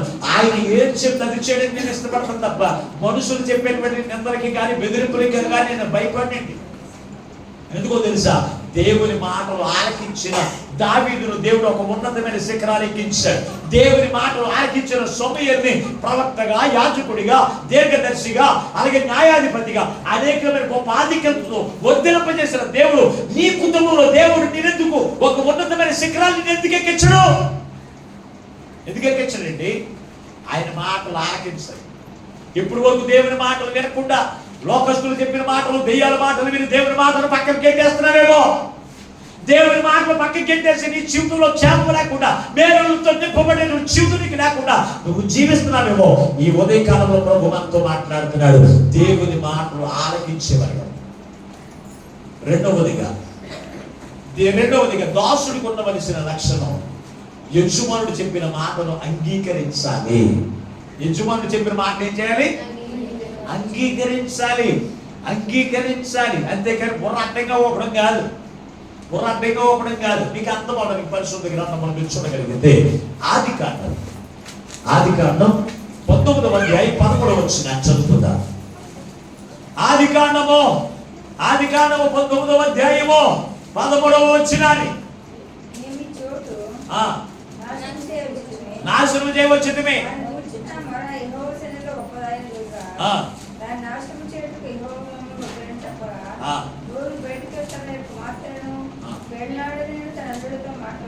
మాట్లాడి చదవమ్మా. ఈ చోటు విడిచిపెట్టి రండి, యెహోవా పట్టణం నాశనం చేయబోతున్నాడని చెప్పాను. అయితే అతడు అతని అల్లుళ్ళ దృష్టికి ఎగతాళి చేయవలె ఉండెను. అతని అల్లుళ్ళ దృష్టికి ఎగతాళి చేయవలె ఉండును. ఇక్కడ మనం చూస్తే సొదొమ గొమొర్రా పట్టణం అంతా కూడా దుర్మార్గముతోను, దుష్టత్వముతోను, కామవికారముతో నింపబడినటువంటి పట్టణం అది. ఆ పట్టణం మీదకి దేవుని యొక్క ఉగ్రత, అగ్ని గంధకములు, వర్షములు కురిపించి ఆ పట్టణాన్ని నాశనం చేయాలని ఆలోచన కలిగి దేవదూతలు పంపించాడు. దేవుడే పంపిస్తే దేవదూతలు ఎక్కడికి వచ్చారు? మొట్టమొదటి కంటే దేవుడిని యెహోవా 2 దేవదూతలు తీసుకుని ఎక్కడికి వచ్చాడు? అబ్రహాము దగ్గరికి వచ్చాడు. అబ్రహాము దగ్గరికి ఏది దాయకుండా చెప్పాడు. అక్కడి నుంచి దేవుడిని యెహోవా మరలా ఎక్కడికి వెళ్ళిపోయాడు? పరలోక రాజ్యం వెళ్ళిపోయాడు. కానీ ఇక్కడ ఉన్నటువంటి 2 దేవదూతలు కూడా ఎక్కడి నుంచి ఎక్కడికి వచ్చారు అంటే కనుక సొదొమ గొమొర్రా పట్టణస్తులకు వచ్చారు. సొదొమ గొమొర్రా పట్టణానికి వచ్చిన వీరిని కూడా పాడు చేయడానికి చూసినప్పుడు ఈ లోతు అంటున్నాడు, అయ్యా ఇదిగో ఈ సొదొమ గొమొర్రా పట్టణం అంతా కూడా ఎలాగో తెలుసా? దేవుని దృష్టిలో చెడుతనము కలిగినటువంటి పట్టణంగా ఉంది.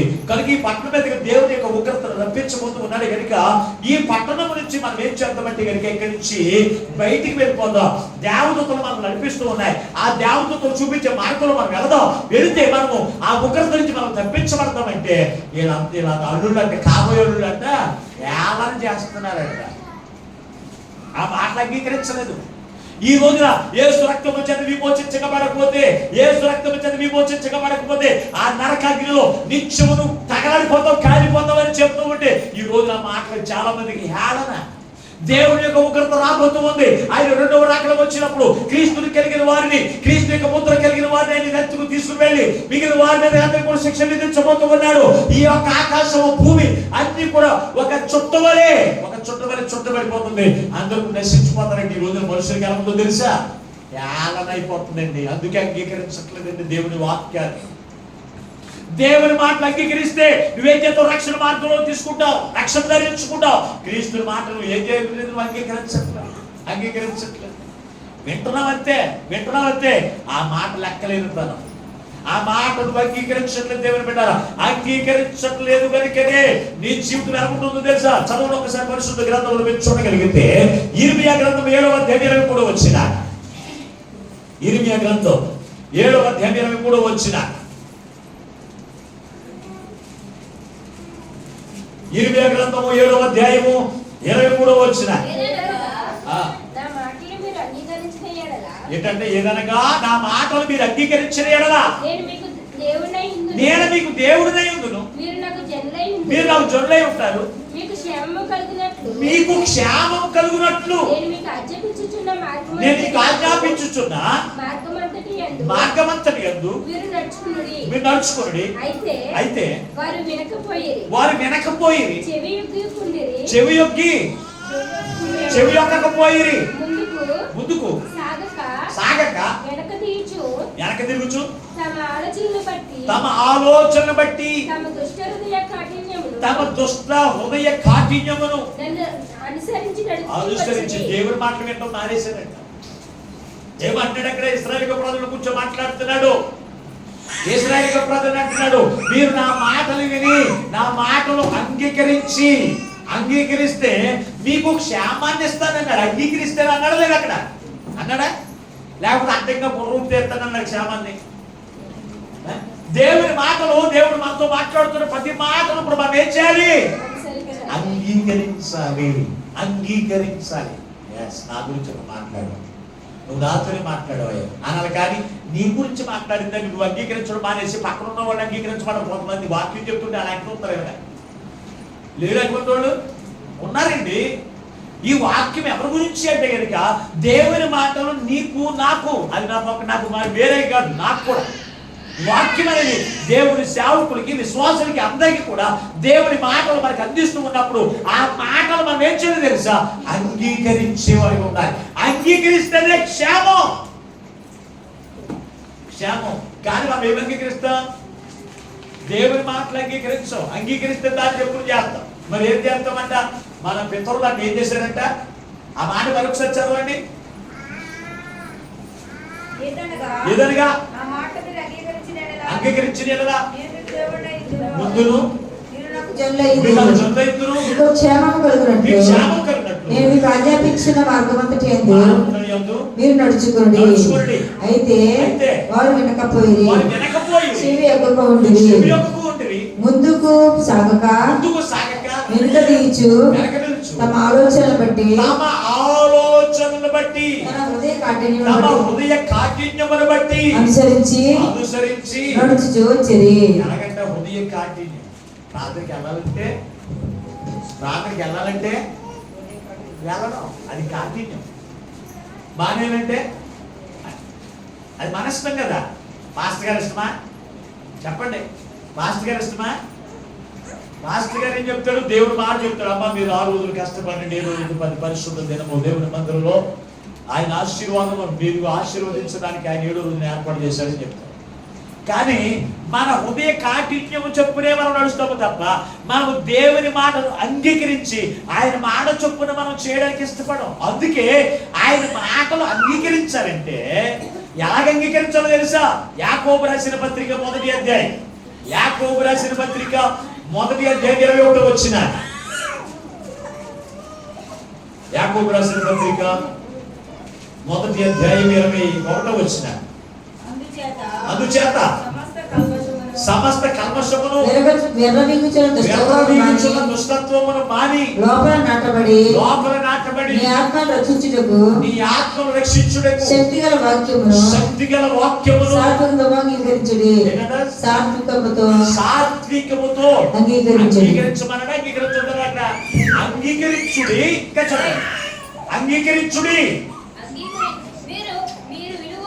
మీరు వినివారు మాత్రమే కాక దాని ప్రకారం చేసేవారే ఉండాలని జాగ్రత్తగా చూసుకోండి అన్నారు అక్కడ. చూడండి ఇక్కడ చూడండి ఎంత స్పష్టంగా వాక్యములు రాశాడు. దేన్ని విడిచిపెట్టి అంగీకరించాలి అంటే దుష్టత్వమును మానేయాలి, కాఠిన్యమును మానేయాలి. ఈ రోజున దుష్టత్వమును ఎవరు విడిచిపెడుతున్నారు అంటే దేవుని మందిరానికి వెళ్తున్నారు, వాక్యం వింటున్నారు. దుష్టత్వము అంటే దుష్టుని యొక్క తలంపులు, ఆలోచనలు. దుష్టుని యొక్క తలంపులు ఏంటి? అబద్ధాలు ఆటం. అమ్మ ప్రార్థనకి రాలేదంటే అసలు బాగాలేదండి, కాడు చేతులు లాగేసినాయి. కానీ నువ్వు ఎక్కడుంటావు? ఎక్కడుంటావు? ఫంక్షన్లో ఉంటావు. ఏమో ప్రార్థనకి రాలేదంటే కుదరలేదు. ఎందుకు కుదరదు? నువ్వు ఆల్రెడీ ఇంకో పని ఏర్పాటు చేసుకుని మందిరానికి రాను దెయ్యం నిన్ను. నువ్వు దెయ్యం ఏం చేస్తే నువ్వు వెళ్ళొద్దు, అక్కడికి వెళ్ళు, వాళ్ళు ఏదో చెప్పారు కదా అంటది. అప్పుడు ఏం చేస్తావు నువ్వు?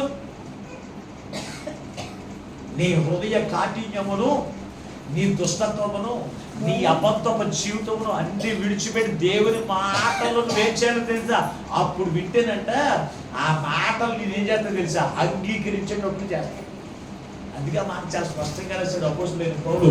యాకోబు రాసిన పత్రికలో మాట రాశాడంటే దేవుని బిడ్డారా, అంగీకరిస్తే మన యొక్క జీవితాల్లో క్షేమాన్ని దేవుడు ప్రసాదిస్తాడు. 2025 సంవత్సరం రాగానే మీకు క్షేమము కలుగునుగా. కానీ ఎవరైనా ఫోటో పెడితే ముచ్చటించేసుకుని దాన్ని మళ్ళీ ఎక్కడ పెట్టేసుకుంటాం, స్క్రీన్ షాట్ లో పెట్టేసుకుంటాం, మళ్ళీ దాన్ని ఎక్కడ స్టేటస్ లో పెట్టేసుకుంటాం.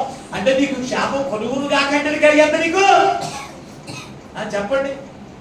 అటువంటి పిచ్చి పిచ్చి ఫోటోలు మాత్రం మీరు నమ్మకండి. ఆ ఫోటో పెట్టేసుకుని నాకు క్షేమం కలిగేంత అనుకుంటావు. అందుకు ఫోటో పెట్టుకున్నంత మాత్రాన నీకు క్షేమము కలుగును కాక దేవుడు సెలవిచ్చాడు కనుక క్షేమం కలిగేద్దని అనుకుంటున్నావేమో. అందుకు కలగదండి. నువ్వేం చేయాలి తెలుసా? దేవుని మాటలు విని వాటిని అంగీకరించిన ఎడలా మీకు క్షేమము కలుగును అని వాక్యము. వాక్యాన్ని నమ్మాలమ్మా. అంతేగాని ఇంటి దగ్గర కూర్చుని ఫోటోలు ఇట్టేస్తా ఉంటా ఆ ఫోటో మాత్రం నమ్మకండి. మా పాస్టర్ గారు ఎప్పుడు కూడా నీకు క్షేమం కలుగునుగా కానీ పెట్టలేదని బాధపడకండి. నేను అటువంటి ఫోటోలు ఎక్కడనే పెడతానండి. నా వాక్యం ఏంటంటే ఫస్ట్ కానీ మెత్తగా ఉంటుంది. నేను చదివినప్పుడు ఎలా ఉంటుంది? చాలా మెత్తగా, చాలా బాగుందండి. దాన్ని వింటే ఎలా ఉంటుంది? అమ్మ బాబు ఎంత ఉందా ఇది చేయడానికి అలా ఉంటుంది వాక్యం. ఎందుకు తెలుసా? దేవుని యొక్క వాక్యమును ఉన్నట్టుగా చెప్తాను నేను, అంతే. అది నీకు క్షేమము కలగాలి అంటే కలుగును కాకంటే కలగదు. మరి ఏం చేయాలి? నువ్వు దేవుని మాటలు వినాలి, వాటిని అంగీకరించి వారిగా ఉండాలి. మళ్ళీ రెండవదిగా చూస్తే మూడో మాటలోకి వెళ్ళిపోతాం. మూడో మాట చెప్పి నేను వాక్యం ముగిస్తాను. మూడో మాట ఏంటి తెలుసా? వాక్యమును విని అంగీకరించి దాని ప్రకారంగా చేసేవారు. ఏ వాక్య ప్రకారంగా? విన్న వాక్య ప్రకారంగా నడుచుకునే వారిగా, చేసుకునే వారిగా ఉంటే నీ కుటుంబము నిత్యము కూడా ఎలా ఉంటుంది తెలుసా? ఆశీర్వాదకరంగా ఉంటుంది. పేరులతో నింపబడిన కుటుంబంగా ఉంటుంది. చూడొకసారి పరిశుద్ధ గ్రంథంలో కీర్తనకారుడు 119వ కీర్తన 154 వచ్చాను. ఒకసారి చదువుకుందా. 119వ కీర్తన 154 వచ్చాను. నా పక్షమును వ్యాజ్యమాడు, విమోచించుము. నీవిచ్చిన మాట చొప్పున నన్ను బ్రతికింపు. చాలు. దావీదు భక్తుడు దేవుని మాట చొప్పున చేసేటువంటి వాడు. అందుకే అతను గురించి ఒక మాట రాయబడి తెలుసా? దావీదు నా ఇష్టానుసారుడైన మనుషుడు, నా ఉద్దేశములన్నీ కూడా నెరవేర్చేవాడు, జరిగించేవాడు. అంటే దేవుని మాట చొప్పున చేసే లక్షణం ఎవరికుందో తెలుసా? దావీదు భక్తుని యొక్క కుటుంబానికి క్షేమం కలగడానికి, దావీదు కుటుంబము ఆశీర్వాదం చేత నింపబడడానికి, దావీదు కుటుంబానికి దేవుని చేత నింపబడడానికి ప్రాముఖ్యమైన కారణం దేవుని మాట విని ఆ మాట ప్రకారం చేసే లక్షణం అతనికి ఉంది. నువ్వు దేవుని మాట ప్రకారం చేస్తున్నావు, దెయ్యాల ప్రకారం చేస్తున్నావు? చెప్పండి. మీరు చేయడం ఉంటే కదా. మరి పాస్టర్ గారు కూడా అదే టైం రామంటారు. 1 గంటకి. ఎప్పుడు 1 గంటకి ముహూర్తమా నీకు? ఎందుకంటే మా ఆయన మారలేదండి కనుక మీరు 1 గంటకే రావాలండి. మీ ఆయన మారలేదండి, పాస్టర్ గారు ఇంటికి రావాలి. దెయ్యాలు తిరిగే వేళలో రావాలా? 12 గంటల నుంచి 3 గంటల వరకు దెయ్యాలు సమయం ఏంటి? సమయాలు ఉన్నాయండి. సమయాలు చెప్పమంటారా? రాత్రి 6 గంటల నుంచి 9 గంటల వరకు మనుషులు తిరిగే సమయం. 9 గంటల నుంచి 12 వరకు దొంగలు తిరిగే సమయం. 12 గంటల నుంచి 3 గంటల వరకు దెయ్యాలు తిరిగే సమయం. 3 గంటల నుంచి 6 గంటల వరకు దేవదూతలు తిరిగే సమయం. ఇప్పుడు మధ్యరాత్రి 1 గంట ముహూర్తం పెట్టుకున్నావు, అప్పుడు నువ్వు దెయ్యాలు తిరిగే సమయంలో ఉన్నావా, దేవదూతలు తిరిగే సమయంలో ఉన్నావా? ముందు మందిరానికి వెళ్ళేవాడు మనకు తెలితే ఇంటికాని వాళ్ళు చెప్తున్నా, మనకే తెలవదు. ఈ గుర్తుపెట్టుకోండి, 3 ఈ 4 గుర్తుపెట్టుకోండి. ఈ 4 గుర్తుపెట్టుకుని పాస్టర్ గారిని ఇబ్బంది పెట్టవద్దు. మీరైనా ఈ వాక్యం వింటున్నా, మీరైనా సరే దేవుని స్తోత్రం. ఎవరైనా సరే ఎవరు మాట చెప్పిన చేయాలి, మంత్రులు గారు నాకు చెప్పిన చేయాలి. దేవుని పెట్టలా మాట్లాడరేంటండి, ఎవరు మాట చెప్పిన చేయాలి? భక్తులు గారు చెప్పిన ముహూర్తానికి పాస్టర్ గారు ఒకవేళ రాలేకపోతే మన మొఖాలు రుద్రోలు అయిపోతాయి. దేవుని ఆత్మ కలిగిన వారు అంటే అసలు దేవుని మాట చొప్పున చేసే లక్షణం నీలో ఉందా? అటువంటిప్పుడు క్షేమం ఎలాగుంటుంది నీ జీవితంలో? అటువంటిప్పుడు వేరుతో నీ కుటుంబం ఎలా నింపబడుతుంది? పరిశీలన చేసుకుంటే ఈరోజు ఈ నూతనమైన సంవత్సరములైనా సరే దేవుని మాట చొప్పున చేయడానికి తీర్మానం చేసుకో. ఇప్పుడు వరకు నేను దెయ్యాల మాట చెప్పుడు చేశానయ్యా, లోకస్తుల మాటలు చెప్పుడు చేశానయ్యా, నా కులస్తుల మాటలు చెప్పుడు చేశాను, మా ఇరుగు పొరు మాటలు చెప్పుడు చేశాను, నా పిల్లలు చెప్పినట్టు చేశానయ్యా. పెట్టు ప్రాంతానికి వెళ్ళమంటే వెళ్తారు, మా ఎంత లేకపోతే మా ఆయన వెళ్ళొద్దన్నాడండి. మీ ఆయన వెళ్ళొద్దన్నాడా? ఆయన వెళ్ళొద్దంటాడా? వెళ్ళొద్దంటాడు. కానీ ఆడవాళ్ళకి ఒకే ఒక ఆయుధం ఏంటి తెలుసా? కన్నీరు ఆయుధం. కన్నీరు కడితే ఎంత కఠినమైన భర్త అయినా మారిపోయి వెళ్ళిపోతాడు అంటాడంట. నువ్వు సినిమాకి తీసుకెళ్ళమంటే, సినిమాకి తీసుకెళ్ళకపోతే నువ్వు పొయ్యి మీద కుండాడతావా? చెప్పండి, పొయ్యి మీద కుండాడతావా? మొడగ తీసుకుంటావు అంతే. నువ్వు అవసరమైతే ఉన్నది కూడా తినేసి మొడగ తీసుకుంటావు అంతే. ఇంకా ఏముండదు, తిండి ఉండదు, ఒక మాట ఉండదు, ఒక మంచి ఉండదు. వచ్చి మాట్లాడా ఒక పేరు కొనట్టే మాట్లాడతావు నువ్వు. మనిషి ఎంత బాధ్యతగా ఉన్నా, ఎంత బలంగా ఉన్నా అది కానీ తగిలేసింది మొత్తం మీద. దేవుని స్తోత్రం, హల్లెలూయా. కనుక దేవుని బిడ్డలారా, నాకు చేయవలసిన పని ఏంటో తెలుసా? నేను నా కుటుంబము నిత్యము దేవుని సన్నిధిలో ఉండునట్లు ఆశీర్వదించిన ఆయన అని ఒక్కటి అడగడం కాదు, దాంతో కలిసి అయ్యా ఎంతవరకు నీ మాటలు వినలేదు. నేను లోకంలో ఉన్న మాటలు, లోకస్తుల మాటలు విన్నాను. ఆ లోకం యొక్క ఆచార పద్ధతులు చెప్తుంటే వారి మాటలు విని వారి ప్రకారం చేశానయ్యా. నీ మాటలు విని రక్షణ దయచేసిన ఆయన అని ప్రభుని అడగండి. దేవుని మాట మనం వినకపోతే మనకి జీవితం అనుకుంటే ఒకసారి ఎందుకు చదువు. ఒకసారి రాజుల 2వ గ్రంథం 17వ అధ్యాయం 40 వచ్చిన. రాజుల 2వ గ్రంథం 17వ అధ్యాయం 40 వచ్చిన.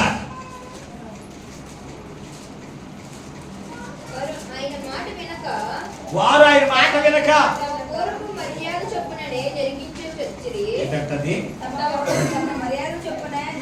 తమ మర్యాద చొప్పునే జరిగించు వచ్చిరి.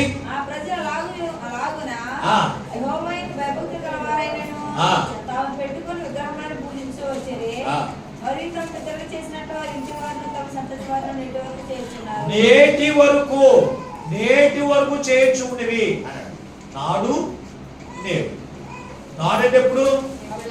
ఇది వరకు. జగన్ గారు ఒక పథకం పెట్టారు, నాడు నేడు అని. తెలుసా? ఇక్కడ ఉన్నవాళ్ళుగా పథకం తెలుసా? నాడు అంటే పాతది, పెయింట్ అయినటువంటి స్కూలు. నేడు అంటే కొత్తగా పెయింట్ వేసిన స్కూలు. ఈ రెండు కలిపి ఒక ఫోటోలో పెట్టి మీకు ఒక పుస్తకం కూడా ఇచ్చాడు. దాని ఫోటో ఆ మకాలు కూడా చూడలేదు. దేవుని స్తోత్రం. ప్రతి ఇంటికి ఒక రికార్డు పంపరే. అదంతా తెలుసుకున్నారేమని. నాడు అనుకుందో నేడు అనుకుందో నేను వచ్చినప్పుడు అనుకుందో అని పెట్టాడే. దేవుని బిడ్డ మీరు ఒక్కసారి ఆలోచన చేయండి. అంటే నాటి నుంచి నేటి వరకు ఎవరు చెప్పుడు చేస్తున్నారంటే పితరులు ఎలాగైతే ఆచరించారో, ఆచార పద్ధతమైన పనులు చేశారో అలాగే ఇప్పటికి చేస్తున్నారు. అప్పటి నుంచి కూడా ఇశ్రాయేలు ప్రజల కాడి నుంచి ఇప్పుడు క్రైస్తవుల వరకు కూడా ఏం చేస్తున్నారు? ఆచార పద్ధతులు చెప్పులు చేస్తున్నారు తప్ప దేవుని మాట ప్రకారం చేసేవారిగా ఉండట్లేదు. అందుకే అక్కడ ప్రభు మనతో మాట్లాడుతున్నాడు. దేవుని యొక్క మాట చొప్పున వారు చేయక, దేవుని యొక్క మాట చొప్పున చేయక, అనుసరించగా వారు పరలోక రాజ్యం, కానాను రాజ్యంలోకి వెళ్ళలేకపోయారు. మనము కూడా పరలోక రాజ్యం చేరాలి అంటే మనము దేవుని మాట చొప్పున చేసేవారికి మనం ఉండాలి, ఖచ్చితంగా ఉండాలి. మన మాట పిల్లలు వినట్లేదు. మన మాట పిల్లలు వినకపోతే నీ పేరు మీద 10 ఎకరాల పొలం ఉంది. 10 ఎకరాల పొలం ఉంటే నీ మాట తోడికి రాస్తావు నువ్వు? చెప్పండి, రాస్తారా? ఎవరి పిల్లలు వెనకాల టీము ఆడపిల్లలకైనా రాస్తారా? ఆ ఆ పిల్లలు ఆ మాట వినకపోతే ఎవరికి రాస్తారు? ఎవరైతే వింటున్నారో వారి మాట చెప్పిన ఎవరైతే చేస్తున్నారో, ఇదిగో పలానా నా మాట వెళ్ళేది, నా మాట విన్నాడు, నేను ఎక్కడికి తీసుకెళ్ళమంటే అక్కడ తీసుకెళ్ళాడు, ఏది చేయమంటే అది చేశాడు కనుక ఈడికే రాసేస్తాను, నాస్తి పోతున్న మీద సంతకాలు పెట్టేస్తున్నారు ఇప్పుడు తల్లిదండ్రులు. పెడుతున్నారు లేదా? అలాగే దేవుడు కూడా ఆయన ఆశీర్వాదాలు, ఆయన మేలులు, ఆయన సమృద్ధిని దేవుడు ఎవరికి ఇస్తున్నాడు తెలుసా? ఆయన మాట చెప్పులు చేసేవారికి. అంతేకాని నువ్వు మందిరం కూర్చుని వెళ్ళిపోయి లోకస్తులు చెప్పినట్లు లోకస్తులు నడుచుకోమంటూ నడుచుకుంటే నేను దేవుడు ఉన్నాను, దేవుడు నాకు ఏమేమి చేశాడు, నేను దేవుల్లో ఉన్నాను, నాకు దేవుడు నాకు ఆరోగ్యం ఎక్కడిచ్చాడు అని అనుకో. కానా వివాహంలో ఏమైపోతుందో తెలుసా? ద్రాక్షారసం అయిపోతే తల్లి మరియ దగ్గరికి వచ్చి అంటారు, అమ్మా మరియా ద్రాక్షారసం అయిపోతే ఏం చేయమంటారంటే, ఆయన మీతో చెప్పినది చేయండి అందా, ఇంకేమన్నా ఆయన మీతో చెప్పినది చేయండి అంది. ఈయనేం చేశాడు? ఆ బార్ నిండా 6 రాత్రి బార్ నిండా నీళ్లు తొలిగిపోయింది అన్నాడు. నీళ్లు నింపమేంటి? ద్రాక్షారసముతో నింపవలసిన బాణలో నీళ్లతో నింపమేంటి? ఆయన చెప్పినట్టు మేము చేయడం ఏంటని అనుకున్నారు. ఆయన వారితో చెప్పినట్లు చేశారు. దేవుడు ఏం చేశాడు తెలుసా? వారికి మునుపటి యజమాని దగ్గర ఇచ్చినప్పుడు అంట, ఇదిగో మునుపటి దానికంటే ఇది ఎలా ఉంది? మధురంగా ఉంది. అంటే దేవుడు మనతో చెప్పినట్టు మనం చేస్తే మన బ్రతుకులు కూడా మధురంగా మారిపోతాయి. నయమాను కుష్ఠరోగి, అతను ఎవరి మాట వినడం, ఎవరి ఆ మాట వినటువంటి వ్యక్తే. అతను నదుల్లో మునిగితే పరిశుద్ధత వస్తుంది, నదుల్లో వస్తే పాపాలు పోతాయి అనుకునేటువంటి రకం ఎవరు తెలుసు? నయమాను. అటువంటి నయమాను కుష్ఠ రోగం ఎవరు కూడా ఏ నదులోకి వెళ్ళిన కుష్ఠ రోగం వదలలేదు. ఎంతో మంది భక్తుల దగ్గరికి వెళ్ళాడు కానీ పోలేదు. ఒక ఎలీషా ప్రవక్త దగ్గరికి వచ్చాడు. ఆ ప్రవక్త అంటున్నాడు, ఇదిగో నువ్వు వెళ్ళి ఎక్కడ యోర్దాను నది ఉంది, ఆ నదిలోకి వెళ్ళి 7 వారాలు మునుగు, నేను నీతో చెప్పినట్టు చేస్తే నీకున్న కుష్ఠ రోగం పోద్దన్నాడు. అయ్యో నువ్వు చెప్పినట్టు నేను చేస్తాను చెప్పేసి వెళ్ళిపోయాడు. దాసుడు అంటున్నాడు, అయ్యా అతను 100 మేకపోతులు కోయవా, అతను విగ్రహం పెట్టమంటే పెడతావు కదా. అతను ఏమన్నాడు? నదులు 7 సంవత్సరాలు కదా, ఆయన చెప్పినట్టు చేయదు కదయ్యా, నీకు స్వస్థత వస్తుందయ్యా అని అడిగితే అతను వెళ్ళి 7 మార్లు మనగా పసిపిల్లది దేహం అని అతని దేహం వచ్చేసింది. దేవుని పిల్లల ఒకవేళ నీ భర్త అంటున్నారేమో, నీ భార్య అంటుందేమో, నీ రక్త సంబంధం నీ కుటుంబీకులు అంటున్నారేమో, ఇదిగో దేవుని మాట ప్రకారం మేము చేయాలా? ఆనాడు గెహాజీ దగ్గర, ఆ ఎలీషా దగ్గర ఉన్నటువంటి, ఆ యొక్క నయమాను దగ్గర ఉన్నటువంటి దాసుడు చెప్పినట్టుగా నీ భర్తకు నువ్వు చెప్పు. పాస్టర్ గారు చెప్పినట్టు చెప్తే అది దేవుని మాటగా చెప్తున్నాడు. ఆయన మాట ప్రకారం మనం చేస్తే మనకి క్షేమం వస్తుందయ్యా, మనకి దీవెన వస్తుందని నువ్వు చెప్పు. ఆ క్షేమానికి, ఆ దీవెనకు నీ భర్తని, నీ భార్యను, నీ కుటుంబీకులు కూడా పాత్రలుగా చేయి. అంతేకాని నువ్వే దేవుని మాట చెప్పిన చేయకపోతే ఇక నీ భర్త, నీ భార్య, నీ పిల్లలు, నీ కుటుంబీకులు ఎలా చేస్తారండి? నువ్వే దేవుని మాట ప్రకారం చేయు, నడుచుకో, ప్రవర్తించు, దేవుని మాటను ఆలకించు, ఇంకెలా చేస్తారండి? ఆనందం చేస్తారు. కనుక ఈ రోజున ఈ నూతన సంవత్సరంలో ప్రభు మనతో మాట్లాడుతూ ఉన్నాడు. నిత్యము నీ కుటుంబం మేలుల చేత ఆశీర్వాదకరంగా ఉండాలి అని నువ్వు కోరుకుంటే, నిజంగా ఈ రోజు నువ్వు కోరుకుంటుంటే కనుక ఈ మొదటి వారంలో నువ్వు చేయవలసిన ఒకే ఒక లక్షణం, యేసుక్రీస్తు ప్రభు వారికి నువ్వు దాసుడిగా ఉండడానికి మొట్టమొదటిగా నువ్వు దాసుడు అని చెప్పుకుని యజమాని మాట వినకుండా నువ్వు జీవిస్తే నీ కుటుంబం ఆశీర్వాదకరంగా ఉండదు, పేరులు చెత్త నింపబడిన కుటుంబం ఉండదు. అందుకే ఈ రోజున ప్రభు నీతో మాట్లాడుతూ ఉండగా, అయ్యా ఎంతవరకు నీ దాసుడు అని చెప్పుకున్నాను, కానీ నీ మాటలు నేను ఆలకించలేదు అయ్యా, నీ మాటలు అంగీకరించలేదు, నీ మాట చెప్పి నేను చేయలేదు, అందుకే నీ క్షేమాన్ని, నీ మేలు పొందుకోలేదు కనుక ఈ రోజున నీ దాసుడు నువ్వు నాతో మాట్లాడు. ఈ 2025 సంవత్సరంలో నీ మాటలు మాత్రమే నేను ఆలకించేవారిగా, నీ మాటలు అంగీకరించేవారిగా, నీ మాట చెప్పి నేను చేసి దావీదు యొక్క కుటుంబము ఎలాగైతే ఆశీర్వాదకరంగా ఉందో అదే రీతిగా నా కుటుంబం కూడా ఆశీర్వాదకరంగా నేను చేసుకుంటానని ఈ రోజున దేవుని యొక్క సన్నిధిలో తీర్మానం చేసుకుందాం. ఎందుకంటే నీ కుటుంబం ఆశీర్వాదకరంగా ఉండాలని క్రీస్తు నీ కొరకు, నా కొరకు ఈ లోకంలోకి వచ్చి నీ బాధలన్నీ కూడా ఆయన అనుభవించి, ఆయన క్షేమకరమైన జీవితాన్ని, ఆయన మేలుకరమైన జీవితాన్ని, ఆయన సమృద్ధికరమైన జీవితాన్ని, ఆయన మధురమైన జీవితాన్ని ఇవ్వడానికి యేసుక్రీస్తు ప్రభువారు మన మధ్యలోకి వచ్చి మనతో మాట్లాడాడు. కానీ ఎంతవరకు దేవుని ప్రేమను గ్రహించగా, దేవుని యొక్క వాక్యమును తెలుసుకోక నీకు ఇష్టానుసారమైన జీవితం జీవిస్తే, ఇంకా పితరులు చెప్పినట్టు ఆచార పద్ధతులు అలవాటు ప్రకారం నడుచుకుని ఉంటే కనుక ఈ రోజు మొదలుకొని దేవుని మాటలు వినండి, దేవుని మాటలు అంగీకరించండి. ఆయన మాట చొప్పున చేసి ఆయన ఇచ్చేటువంటి క్షేమకరమైన, మేలుకరమైన, ఆరోగ్యకరమైన, మధురమైన జీవితములకు వారసులు కండి. అన్ని కృపా భాగ్యముల పరిశుద్ధాత్మ దేవుడు ఈ మాటలు వింటున్న మనందరికీ అనుగ్రహించును గాక. ఆమేన్. ప్రార్థన చేసుకుందాం. ఎక్కడ ఉన్నవారు అక్కడే తనలో వచ్చింది ప్రార్థన చేసుకుందాం. ప్రభువా, ఈ 2020 సంవత్సరంలో ఈ దోషులను మాతో మాట్లాడదు నాయన. అయ్యా, నా కుటుంబం నిత్యం ఆశీర్వాదకరంగా ఉండాలయ్యా, నిత్యం ఆశీర్వాదకరంగా ఉండాలి, వేరులతో నింపబడాలి, ఆరోగ్యకరంగా ఉండాలి, మధురమైన జీవితం కావాలని నేను కోరుకుంటున్నానయ్యా. ఆ జీవితం మాకు కావాలి అంటే, ఆ జీవితం మాకు కావాలి అంటే నీకు దోషులుగా మేము ఉండాలని అయ్యా, నీకు దోషులుగా ఉండాలని మమ్మల్ని ప్రభుని రక్తము చెంద మమ్మల్ని విమోచించావు. పాపమైన దాస్యత్వంలో నుంచి, శాపమైన దాస్యత్వంలో నుంచి మమ్మల్ని విడిపించింది నీకు దోషులుగా ఉండాలని. నువ్వు విడిపించినప్పటికీ మేము దెయ్యాలకు దోషులుగా ఉంటే, మేము నువ్వు విడిపించినప్పటికీ మేము మనుషులకి దోషులుగా ఉంటే, నువ్వు విడిపించినప్పటికీ మేము లోకానికి దోషులుగా ఉంటే మా కుటుంబంలో మేలు ఉండవు, మా కుటుంబంలో క్షేమం ఉండదు, మా కుటుంబంలో నీ ఆశీర్వాదం ఉండదు నాయనా. అయ్యా, నీ దోషులుగా ఉండి నీ సన్నిధిలో మేము నివసిస్తే నిత్యము దావీదు కుటుంబం ఆశీర్వదించబడినట్లుగా మా కుటుంబం కూడా ఆశీర్వాదకరంగా ఉంటుందని ఈ రోజు నీ వాక్యం ద్వారా మాతో మాట్లాడాం. ఇప్పుడే నేను తీర్మానం చేసుకుంటున్నాను ఆయన అని ఎవరికి వారు ప్రార్థన చేయండి. మహోన్నతుడా, మహాకరుడా, సర్వశక్తిమంతుడైన దేవాభిప్రాయం, ఎంతవరకు నీ అమూల్యమైన మాటలు చేద్దాం. నీవి మా అందరితో మాట్లాడు. విత్తనాలు నీ మాటలు ఏ బిడ్డలకు ఎంతగా విడిచిపెట్టుకుంటున్నాయి. ప్రతి హృదయంలో నీరు కట్టి ఫలింపజేసి అయ్యా నీ మేలును చేద్దాం. అయ్యా నీ క్షేమకరమైన జీవితం చేద్దాం, నీ ఆరోగ్యకరమైన జీవితం చేద్దాం, మధురమైన జీవితం చేత ఆనందింపజేసి దగ్గర అనుగ్రహింపజేసి మేము మరికొన పొందమని మాతో మాట్లాడి మమ్మల్ని బలపరిచిన యేసునామములో ప్రార్థించి వేడుకొనుచున్నాము పరమ తండ్రి. ఆమేన్. ఆమేన్. దేవుడు మిమ్మల్ని అందరిని దీవించుగాక. ఆమేన్. మీకు అందరికీ మరొకసారి